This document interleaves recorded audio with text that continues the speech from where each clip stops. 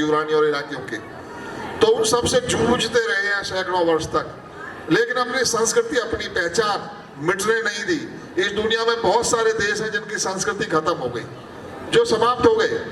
हमारे देश में जो हमारे यहाँ के निवासी हैं, जो मुस्लिम समुदाय के लोग भी हैं, माने 1 लाख में 0.1% लोग हैं जो बाहर से आए हैं, बाकी सब इसी देश के हैं, इसी देश के नागरिक हैं। और सबके लिए भारत माता है। ये देश सुरक्षित रहेगा, देश आगे बढ़ेगा तो दुनिया को सुख देगा, क्योंकि दुनिया के सुख के बारे में हम चिंता करते हैं।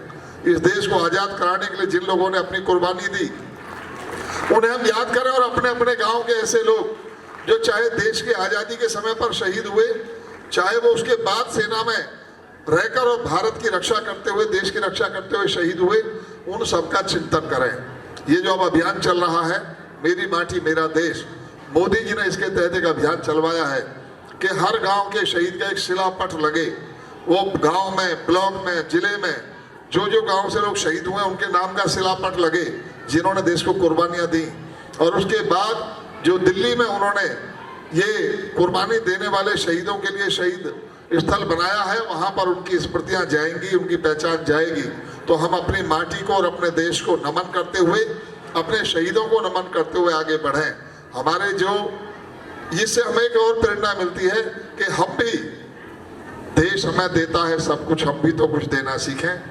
हम भी दूसरों के लिए, समाज के लिए जीना सीखें।